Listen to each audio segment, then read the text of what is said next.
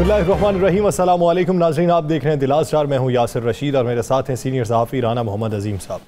नाज़रीन, Avenfield apartment case पे आज के प्रोग्राम में बात करेंगे। साथ ही साथ बात करेंगे नैब की जानिब से जो दरख्वास्त दी गई है कि साबिक़ वज़ीर-ए-आज़म नवाज शरीफ की सज़ा की मुद्दत में तौसी की जाए। इसके साथ साथ बात करेंगे नैब की कारकर्दगी रिपोर्ट के हवाले से जो जारी हुई उस पर अपोजिशन क्या राय रखती है, अपोजिशन ने इल्ज़ामात क्या लगाए हैं, और नैब चेयरमैन की मुतवक्के मुद्दत मुलाज़मत में तौसी के हवाले से भी बात की जाएगी। तो बात का आगाज़ आगे बढ़ाने से पहले पाकिस्तान मुस्लिम लीग नून की तर्जुमान मरियम औरंगज़ेब ने इल्ज़ामात क्या लगाए हैं वो पहले मुलाहिज़ा करते हैं, फिर गुफ्तगू को आगे बढ़ाएंगे।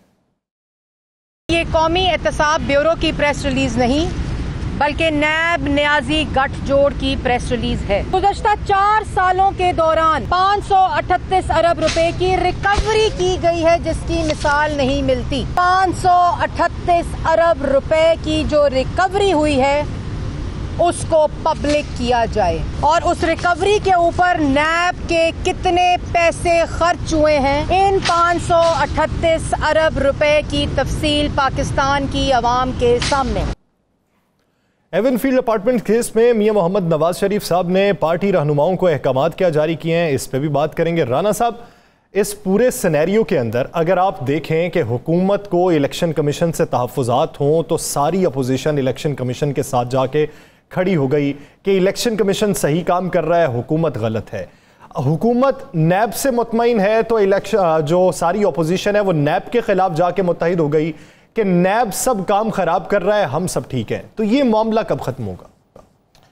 बिस्मिल्लाहिर्रहमानिर्रहीम, अस्सलातु वस्सलामु अलैका या सय्यदी या रसूल अल्लाह, अस्सलातु वस्सलामु अलैका या सय्यदी या हबीब अल्लाह। मेरा ख्याल है आज आपको यह भी दिखाना चाहिए था यासर कि 2 रोज़ से अपोजिशन बड़ा शोर मचा रही थी और शहबाज शरीफ साहब भी शोर मचा रहे थे कि जनाब अदारों पे तनकीद मत करें, अदारों से टकराव ना करें, अदारों पे हमला ना करें। तो आज ये जो मरियम औरंगज़ेब साहिबा ने एक कागज़ इस तरह हाथ में पकड़ कर लहराते हुए जो प्रेस कॉन्फ्रेंस की है वो क्या है? वो कोई लव लेटर था या सर क्या था? क्या वो नैब चेयरमैन नैब पे इल्ज़ाम नहीं था?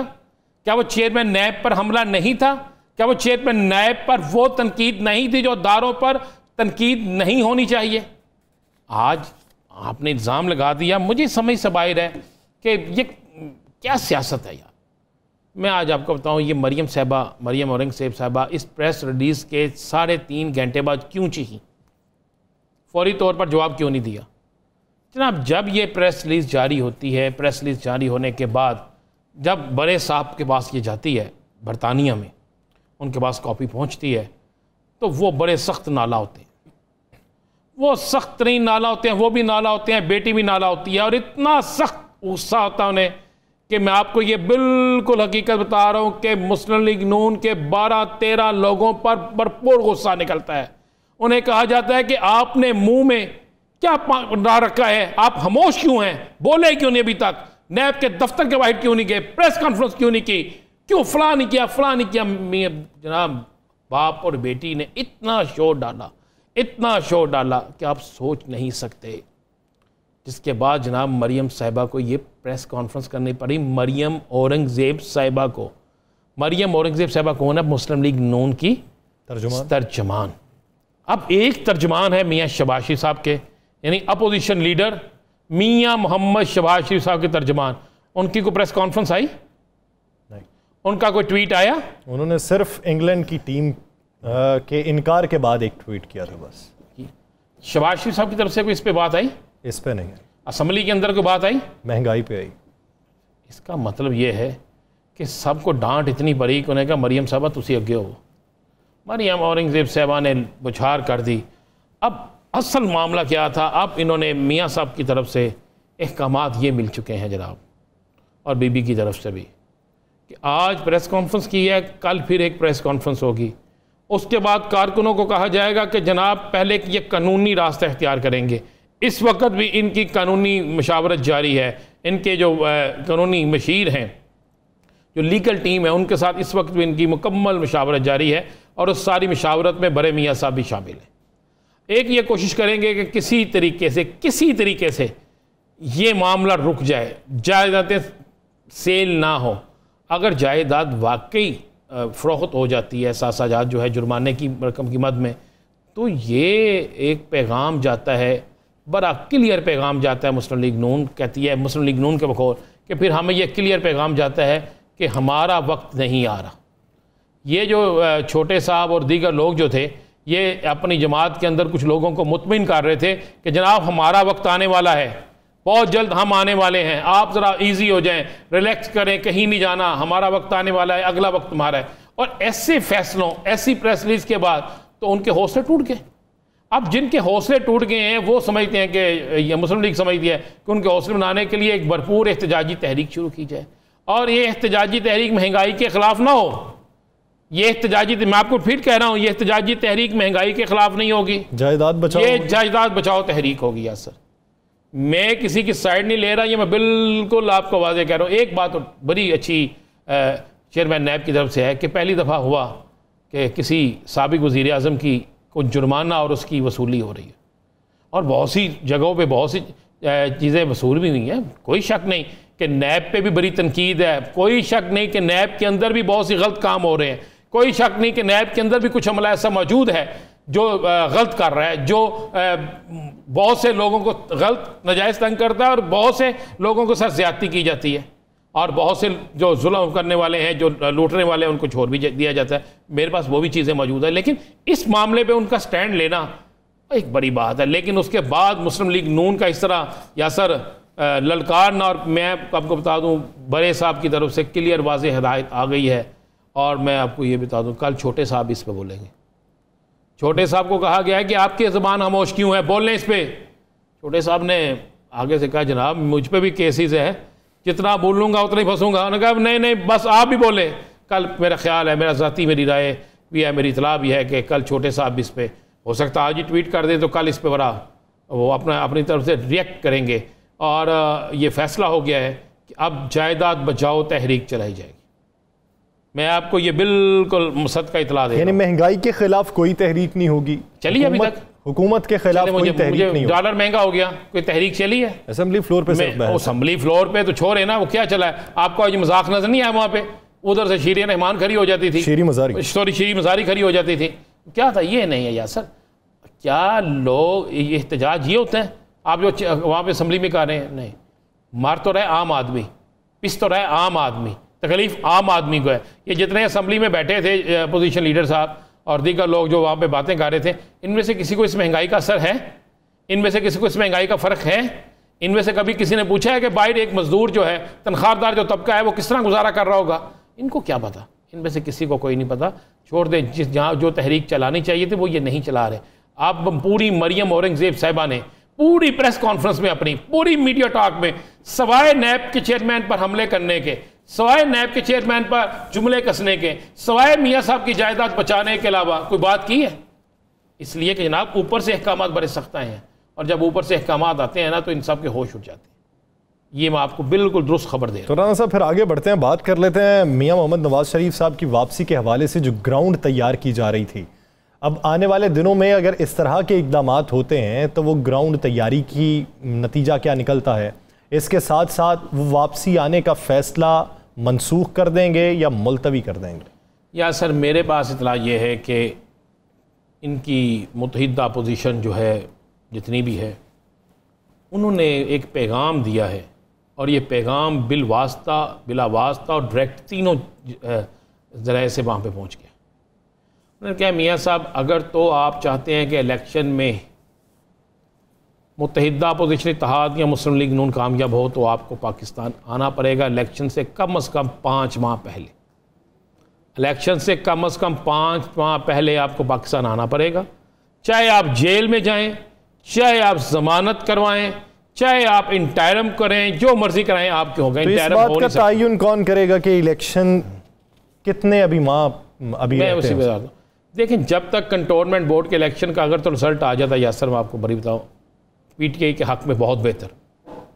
फिर तो इलेक्शन 2022 में थे, और इसके लिए पीपल्स पार्टी नून लीग अंदर से तैयारी कर रही थी। ये जो बिलावल बार बार कहते थे ना कि 2012 जो है, 2022 जो इलेक्शन का साल है, वो तैयारी कर रहे थे, क्योंकि उन्हें इतला मिल चुकी थी कि इमरान खान साहब जो हैं वज़ीर आज़म साहब, किसी वक्त भी 2022 में इलेक्शन करवा सकते। अब कंटोनमेंट बोर्ड के रिजल्ट के बाद मेरी इतला यह है कि 2022 की बजाय 2023 पे जाएंगे और उस वक्त तक ये भरपूर तैयारी करके कोई अवामी रिलीफ ऐसा लेके आएंगे जिसमें आटा, घी, इस तरह की चीज़ें जो हैं, दालें वगैरह, ये सस्ती हो जाएं। लेकिन राना साहब, रोजाना की बुनियाद पे चीज़ें तो महंगी हो रही हैं, बेइंतहा महंगी हो रही हैं, बेइंतहा महंगी हो रही है, महंगी नहीं हो रही, बेइंतहा महंगी हो रही हैं और इनके कंट्रोल से बाहर हो रही हैं। अब इसलिए ये उस वक्त तक इलेक्शन नहीं कराएंगे क्योंकि इनके पास एक आईनी हक मौजूद है ना, मुद्दत एक इनके पास है जब तक ये मुतमिन नहीं हो जाते। अब इस सूरत हाल में मियाँ नवाज शरीफ साहब जो हैं उनको कहा गया है पाकिस्तान है। मैं आपको एक मुसद्दका इतला दे रहा हूँ, उन्होंने अपने एक बड़े करीबी दोस्त जिनका तल्लक एक अहम अदारे से रहा है उसको कहा कि भाई तुम मुझे बताओ क्या मेरे रूट्स बनते हैं आने के, मैं 2 से 2.5 माह तक गुजारा कर सकता हूँ पाबंदे सलासर रहने का, इससे ज़्यादा नहीं होगा। और उसने कहा जी अभी आपका नहीं बनता। अब जो भी फैसला होना है यासर, मैं आपको ये बता दूं के लिए, मियाँ साहब को उन्होंने कहा मियाँ साहब अगर आप फरवरी तक वापस ना आए, ले ये भी ले लें खबर, ये तस्दीक कर लीजिएगा इस खबर की, मैं ये रिकॉर्ड पे ला के कहता हूँ, ये PDM के रहनुमाओं से तस्दीक कर लीजिएगा। PDM के रहनुमाओं ने कह दिया है मियाँ साहब अगर आप फरवरी तक नहीं आते 2022, जी फरवरी 2022 तक, वो तो कह रहे थे साल के आखिर तक आ जाएं, अगर फरवरी 2022 तक आप नहीं आते तो फिर आपके आने ना आने का कोई फ़ायदा नहीं। और फिर उन्होंने ये भी कह दिया अगर आप 2022 तक नहीं आते तो फिर आप अपनी सियासी जमात के अंदर से, मुस्लिम लीग नून के अंदर से तोड़ फोड़ का जो अमल है वो देख लीजिएगा किस तरफ जाता है। और आपको एक और बात बता दूं, मुस्लिम लीग नून के अंदर एक बड़ा ग्रुप जो है वो वाज़े तौर पे सामने आ गया।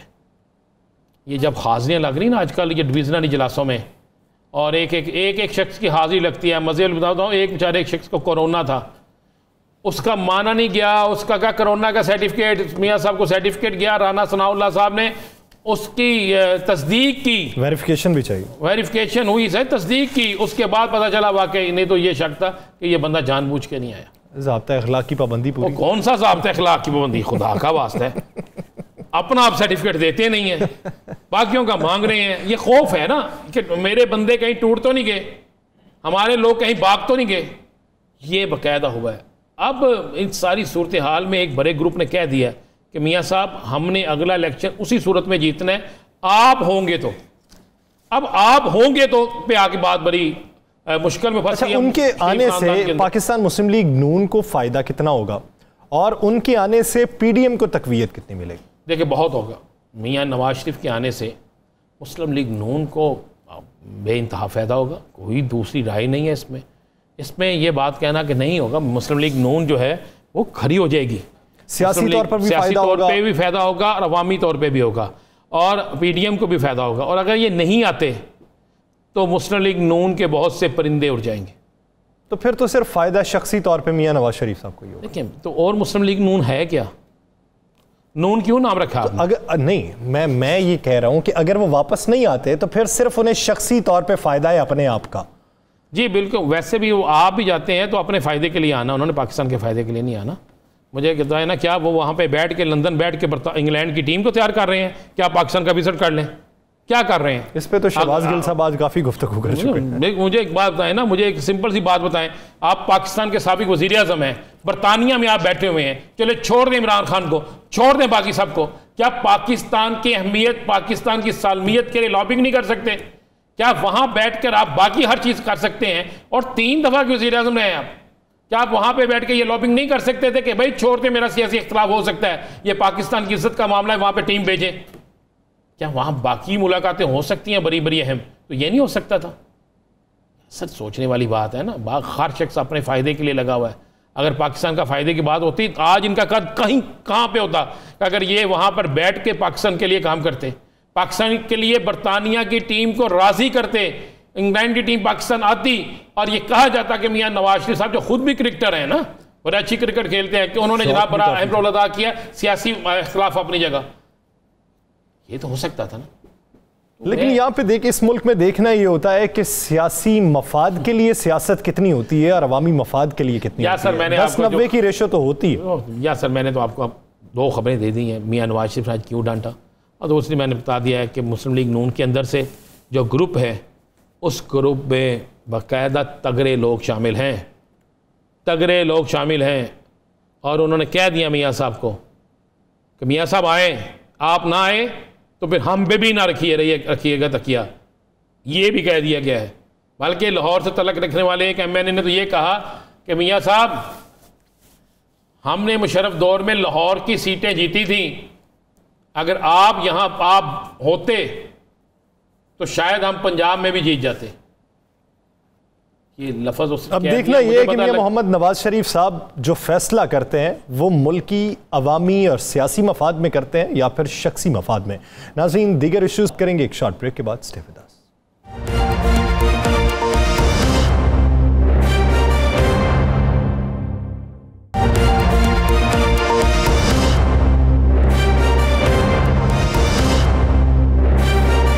Welcome back. नाज़रीन, अब हम कुछ बात करेंगे सिंध के हवाले से। सिंध पे तवज्जो मरकूज की पाकिस्तान तहरीक इंसाफ ने भी।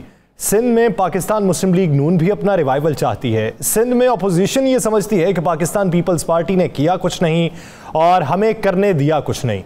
पाकिस्तान पीपल्स पार्टी का इस बारे क्या मौक़िफ़ है, अपोजिशन क्या राय रखती है, सिंध असम्बली के अंदर की हर रोज हंगामा आराई जो है उसकी वजूहात क्या हैं और ये ऊंट किस करवट बैठेगा, इसी बारे में बात करेंगे। हमें ज्वाइन किया है पाकिस्तान पीपल्स पार्टी के सरबराह तैमूर तालपुर साहब ने और कुछ ही देर में हमें MKM के मोहम्मद हुसैन साहब भी ज्वाइन करेंगे।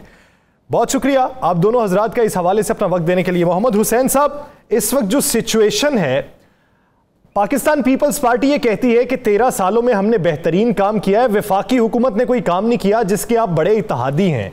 तो आप ये कहते हैं कि सिंध हुकूमत कोई काम नहीं करती।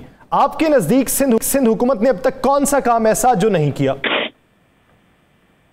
देखिए, पाकिस्तान पीपल्स पार्टी ने बहुत बड़े बड़े काम किए हैं, खास तौर पर कराची में। नंबर 1, पूरी कराची की 3 करोड़ आवाम को ट्रांसपोर्ट से महरूम कर दिया।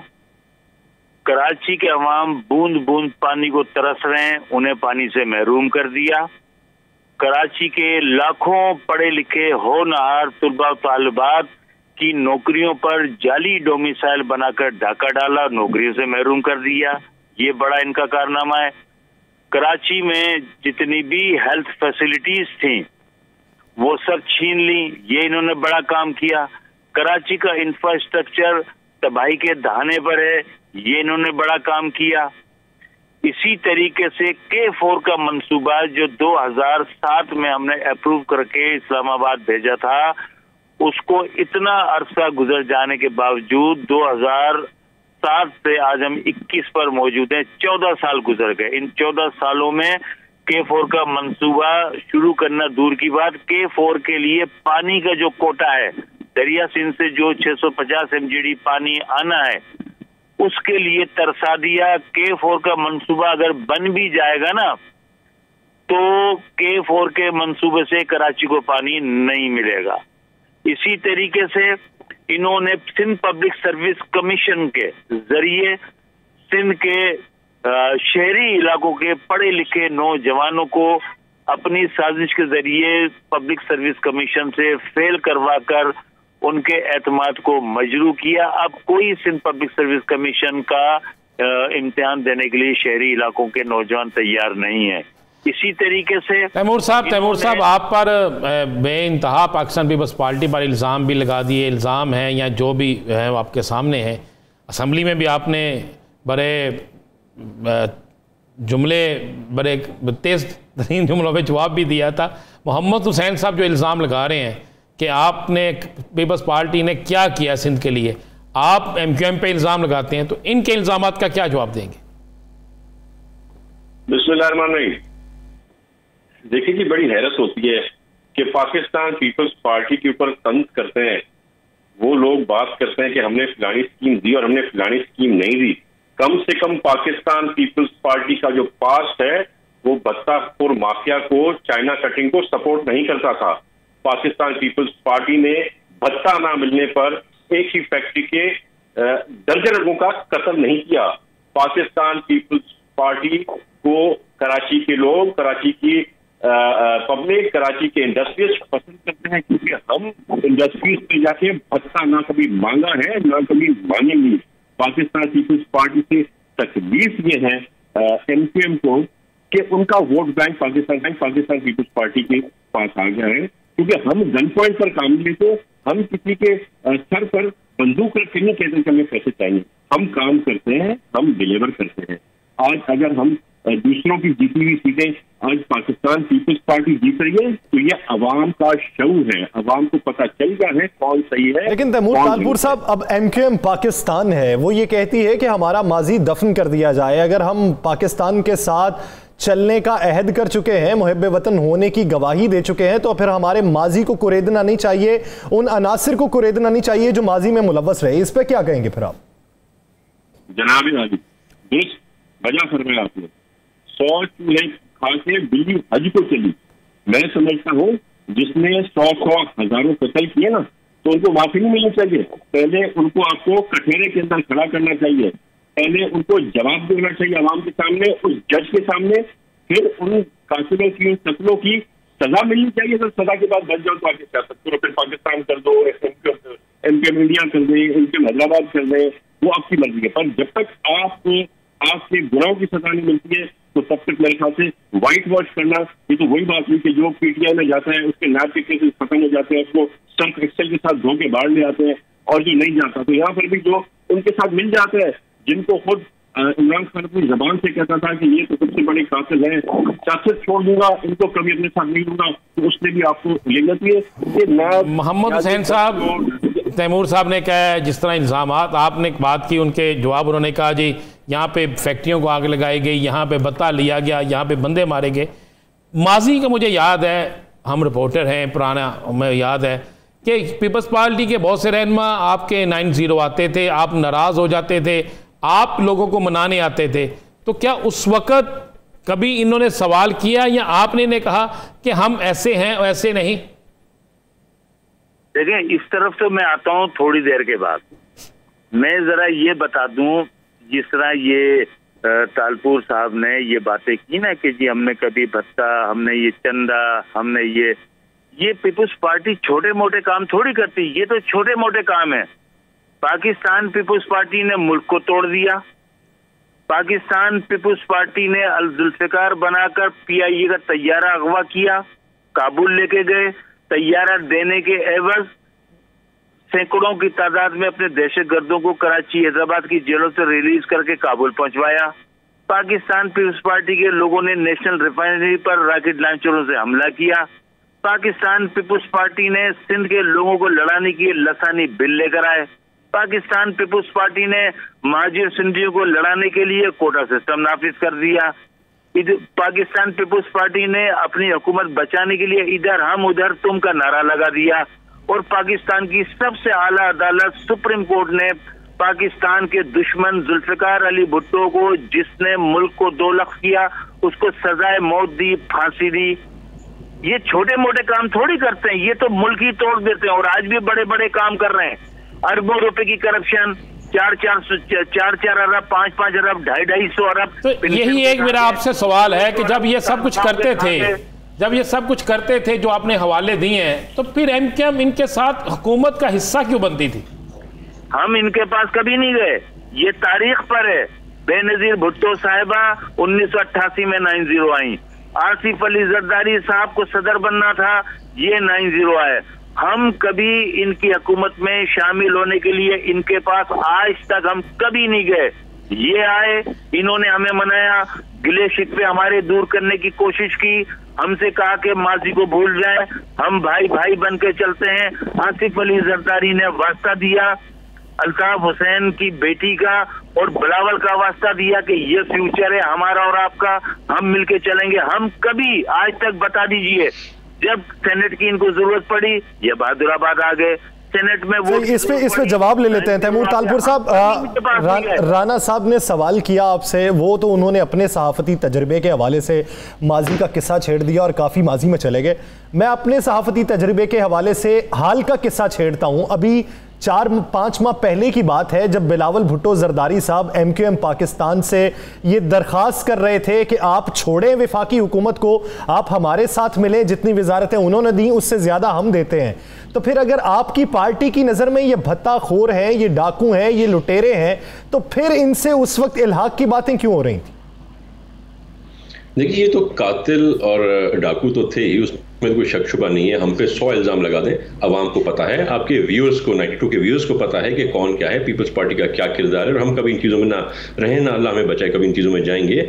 बात यह है कि सबसे बड़ा जो नुकसान आज पाकिस्तान को मिल रहा है वो इमरान खान की सूरत में मिल रहा है, जो कि आपकी इन्फ्लेशन है, जो कि आपकी करप्शन है, पीक पर चली गई है। कभी इतनी करप्शन नहीं हुई। जितने लोन आपने 71 साल की तारीख में लिए, उससे ज़्यादा लोन आपने 3 साल के अंदर ले लिए।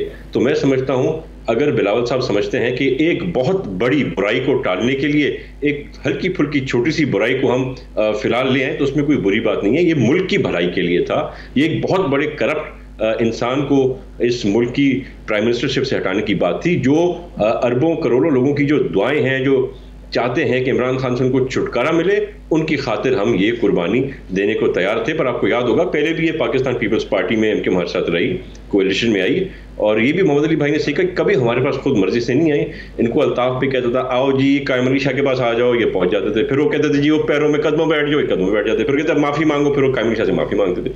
तो इस तरह से तो हमने अपनी मर्जी पे इनको चलाया, और अभी भी इनको पता है अगर ये पाकिस्तान पीपल्स पार्टी के साथ फिर कभी फ्यूचर में भी कोalition में आए तो भी इनको सख्ती से हम जानते हैं कि किस तरह कंट्रोल में रखना है। वो भत्ताखोरी हम नहीं करने देंगे, चाइना कटिंग हम नहीं करने देंगे, आम लोगों के कत्ल हम नहीं करने देंगे। तो इसीलिए ये हेजिटेंट हैं कि आज इमरान खान के साथ हैं, तो सारी बातें जो इमरान खान ने की थी अपनी ज़बान से फिर गया, घूम गया, सारी बातों पे यू टर्न ले लिया। Pakistan Peoples Party U turn नहीं लेती। अगर कभी इनको हमारे साथ बैठना पड़ेगा, अगर आने वाले दिनों में ये इक़्तिदार में आपके साथ हिस्सेदार बने, तो क्या अब भी इन हालात में जब असम्बली के अंदर भी आपकी तलख कलामी होती है, अब भी प्रोग्राम में बड़े सख्त तरीन जुमले दोनों तरफ से अदा किए जा रहे हैं, तो इसके बाद भी कोई रास्ता है कि MQM और पाकिस्तान पीपल्स पार्टी इकट्ठी हो सके?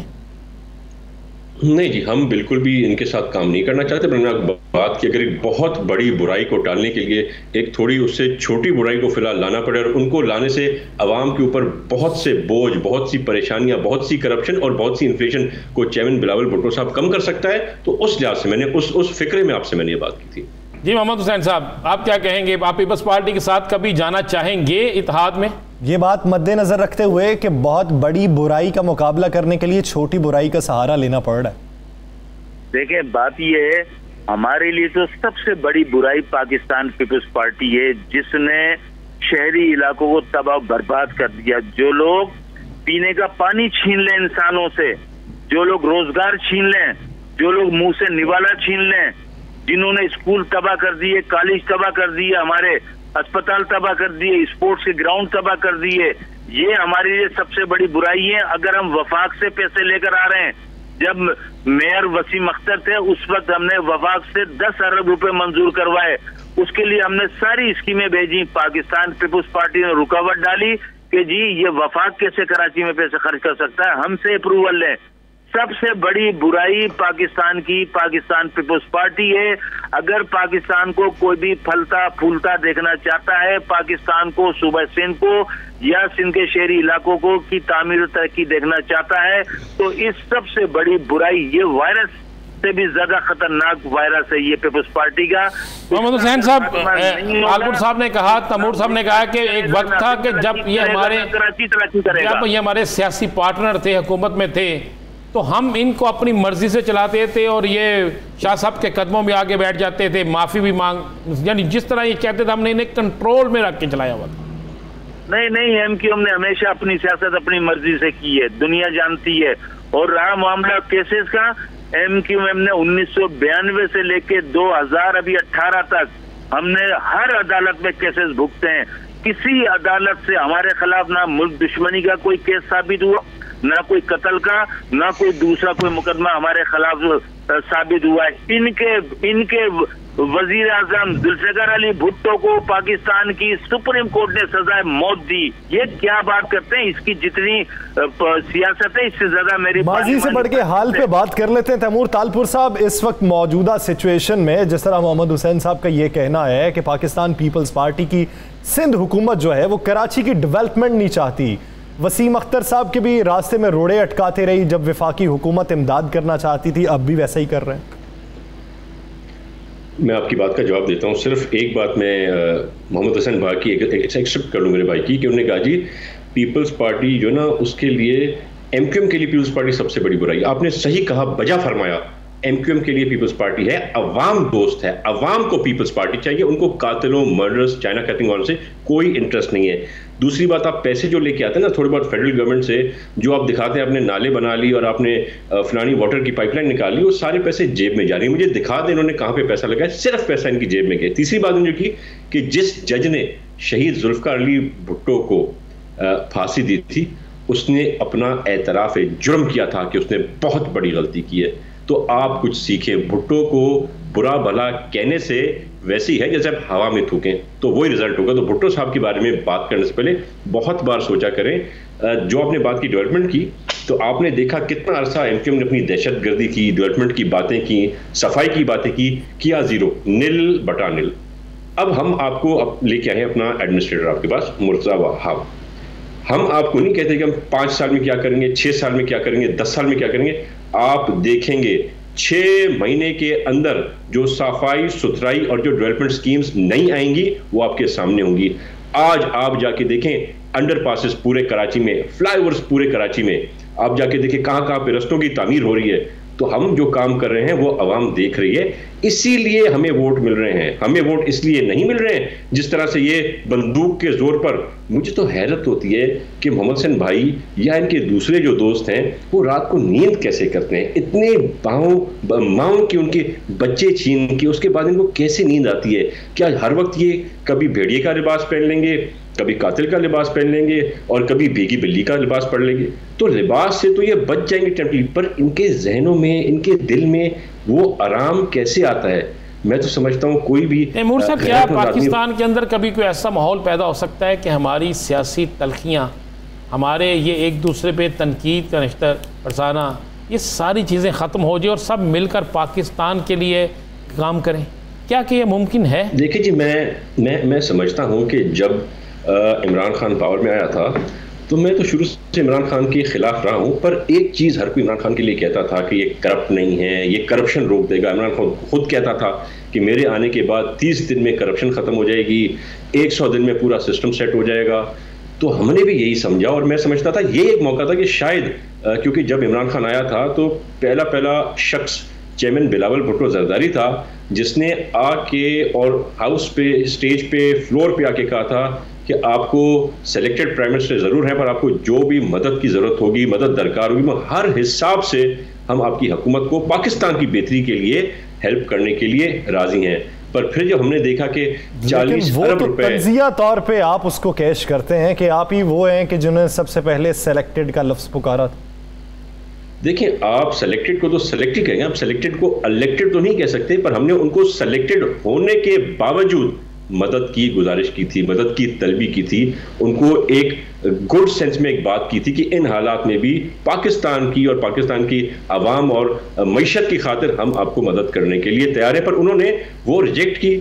और फिर जब हमने देखा 40 अरब रुपए हमारी अलीमा बाजी के अकाउंट में गए और वाइट हो गए और उन्होंने कहा कि मैंने कपड़े सीखे और दर्जी का काम करके मैंने ये 40 अरब लगाए हैं, तो मैं तो जिन दर्जियों को जानता हूँ, मेरे जो दोस्त जो दर्जी हैं जो ये काम करते हैं, तो बड़ी मुश्किल से अपना पेट पालते हैं। तो ये कौन सा था? या तो अलीमा बाजी मुझे भी पार्टनर कर दे, ज़रा मैं भी दर्जी की एक दुकान खोलूँ। फिर आपको एमनेस्टी इंटरनेशनल, जो कि नून लीग पीपल्स पार्टी नहीं है, एमक्यूएम नहीं है, ट्रांसपेरेंसी इंटरनेशनल इदारा है जिसको पूरी दुनिया क्रेडिट देती है और उसको मानती है, उसने भी आके कह दिया कि आपके मुल्क को 117वें नंबर से आज हम 124वें नंबर पर मोस्ट करप्ट नेशंस में ले गए हैं।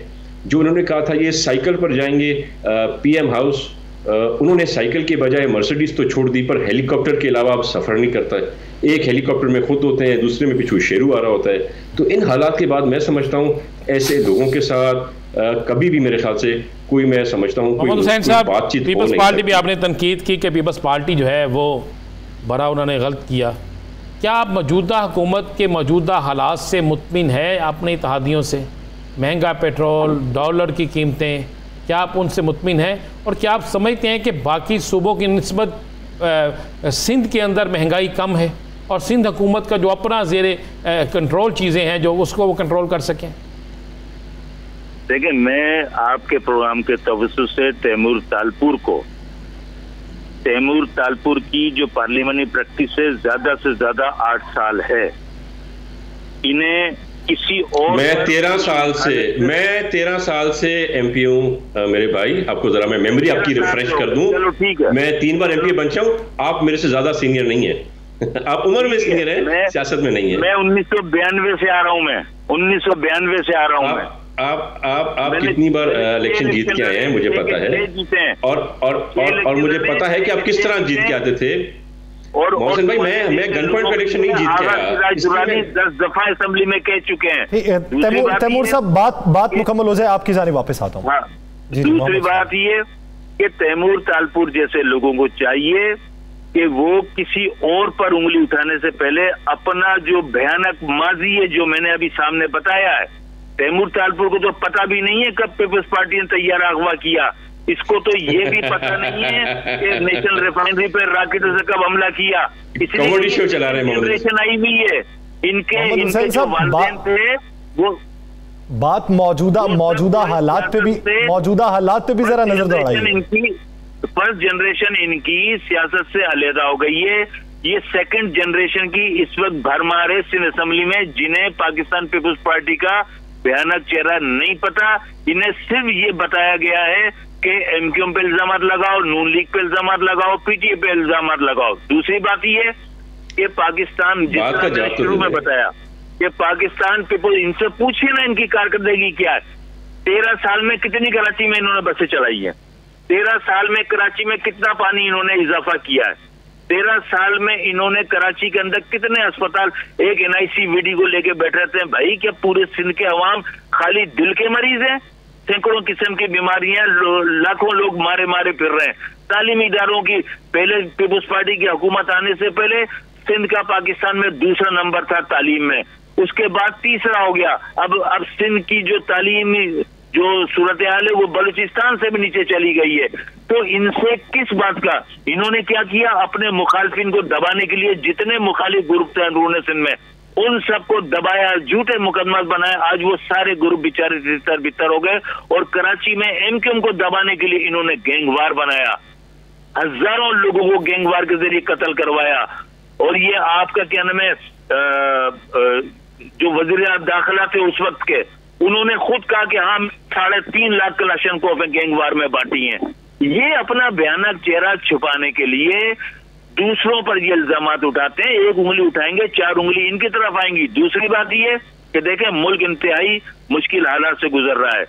इस खित्ते की जो सूरत हाल है, दिफाई जो सूरत हाल है, वो इंतहाई खतरनाक है। पाकिस्तान के चारों तरफ, चाहे वो अफगानिस्तान हो, चाहे इंडिया हो, चाहे चाइना हो, चाहे ये आपका इंडो पाक रीजन हो, या आप साउथ चाइना सी चले जाएं, इंतहाई खतरनाक है। पाकिस्तान इन तमाम मामला से उस वक्त निकलेगा जब अंदरूनी तौर पर मुल्क में यूनिटी होगी, तमाम लोग मुत्तहिद होंगे, किसी भी तफरीके से हटके मुत्तहिद होंगे तो पाकिस्तान पे बैरूनी दुश्मनों से निपटेगा। बहुत अच्छी बात की है। उम्मीद करते हैं कि ये जो बात है इस देखें मौजूद है। महंगाई से कोई गिला नहीं कर रहा है, महंगाई मौजूद है। इससे ज्यादा खतरनाक जो हालात हैं जो हमारे बॉर्डर के हैं, और जो मगरिब और अमेरिका मिलकर और इंडिया मिलकर जो सूरत हाल क्रिएट कर, इस वक्त जो खित्ते की सूरत हाल है उस पर आपसी इंतशार की बजाय मुत्तहिद होकर बेहतरी का हल निकालना होगा। दुनिया को भी वाज़ेह पैगाम देना होगा कि हम मुल्की मामलात पर मुत्तहिद हैं, मुल्की मामलात पर हम सियासत नहीं करते, अवामी मफाद के लिए हम मिल बैठ कर फैसले करते हैं। बहुत शुक्रिया मोहम्मद हुसैन साहब, तैमूर तालपुर साहब, इनसे अपना वक्त देने के लिए। नाज़रीन, दीगर इश्यूज़ पे बात करेंगे एक शॉर्ट ब्रेक के बाद। Stay with us.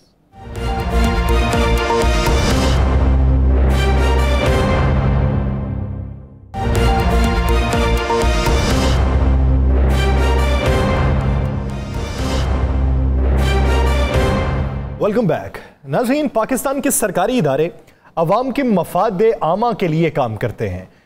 ये मफाद आमा का काम जिसमें अवाम अपनी मजबूरियां लेकर पहुंचते हैं तो उन्हें बेहतरी का हल बताया जाता है, उनके साथ हुस्न सलूक से पेश आया जाता है। यही मकासद हैं हर किसी सरकारी इदारे के। लेकिन क्या हकीकत इसी जैसी है या फिर इसके बरक्स है?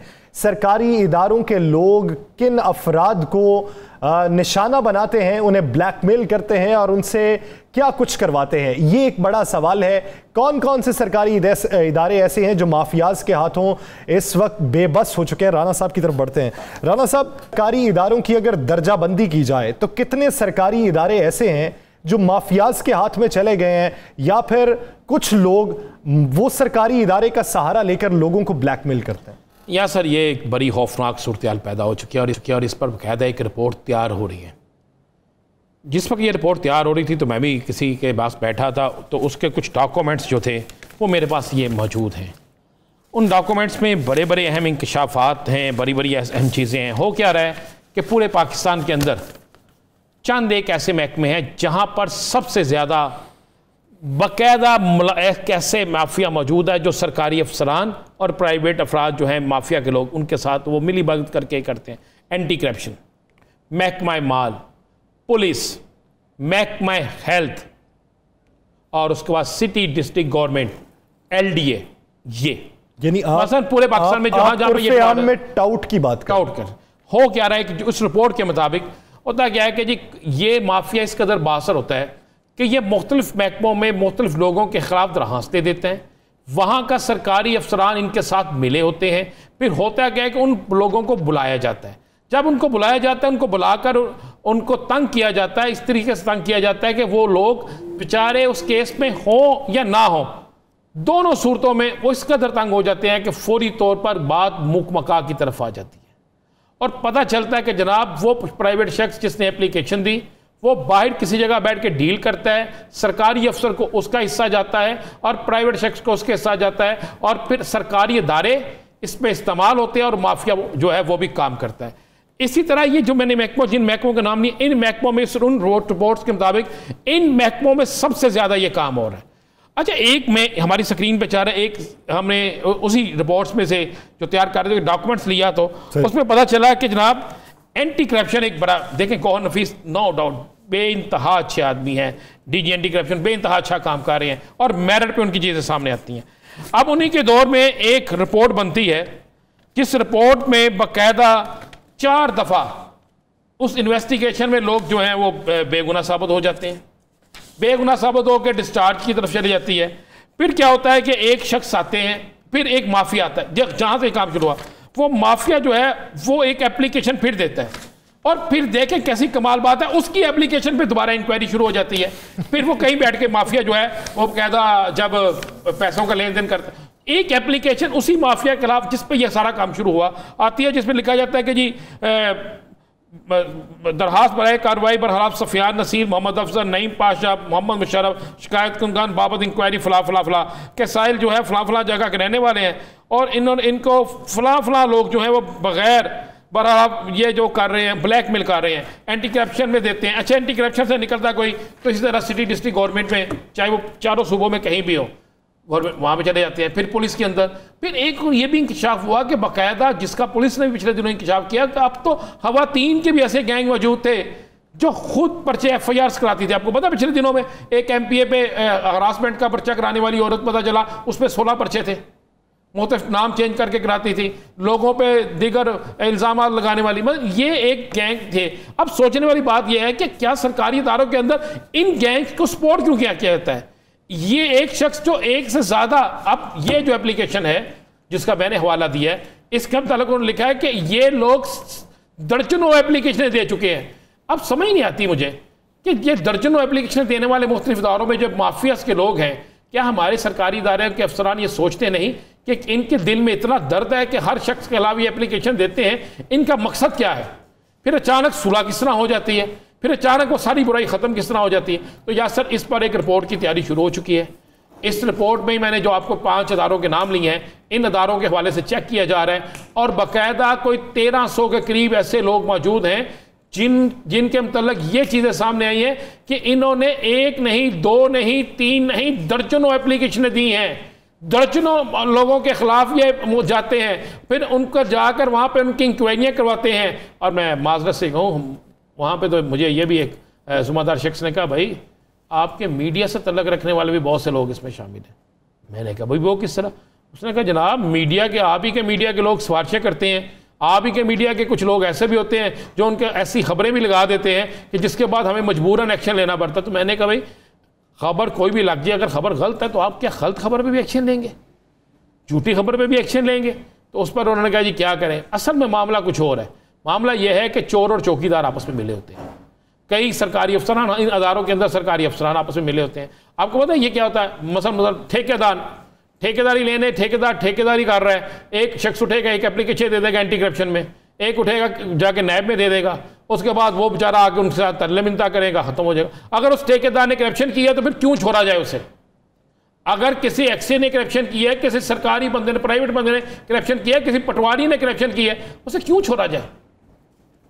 सवाल तो जायज है कि क्यों छोड़ा जाए, लेकिन क्या ये चेन बेनकाब हुई है? क्या ऐसा है कि लाहौर में भी वही ग्रुप कार्रवाई करवा रहा हो, वही गिरोह मुकदमे में मुद्दई हो और फैसलाबाद में भी हो तो वही मुद्दई? मजे वाली बात है, मैंने जो आपको नाम दिए वो कारे के हैं, मुझे नहीं पता ये कौन है। मैंने तो उस रिपोर्ट में से कुछ कागज निकाल लिए, की तो बात ध्यानती होती है ना, निकाल लेना, लेकिन हमने खबर देनी होती है, हमारे पास चीज़ें होती हैं। निकाली तो मैंने तो कल जाके पूछना है उस महकमे से भी कि भाई ये क्यों कर रहे हैं। 6 महकमों के मेरे पास आई, तो मैंने 6 की 6 महकमों से पूछनी है कि जब आपकी पहली इंक्वायरियाँ अगर गलत थी तो फिर दूसरी इंक्वायरी किस तरह दुरुस्त होगी, तीसरी इंक्वायरी किस तरह दुरुस्त होगी? फिर यही लोग, इनके अगर इन सब के दिलों में दर्द है तो फिर मुलज़म बच के क्यों जाता है ऐसा? और अगर ऐसा नहीं है तो फिर इस माफिया के खिलाफ कार्रवाई क्यों नहीं होती? एक बहुत बड़ा सवाल कि इस माफिया के खिलाफ कार्रवाई क्यों नहीं होती ऐसे वक्त में कि जब इंसाफ के लिए दर दर भटकना पड़ता है तो असल जो मजलूम है उसको इंसाफ नहीं मिलता और इस तरह के गिरोह अपना फायदा उठाकर किसी मजलूम का भी हक मार लेते हैं। नाज़रीन, द लास्ट स्टार से मुझे और राना अजीम साहब को दीजिए इजाजत। अल्लाह ने के बाद।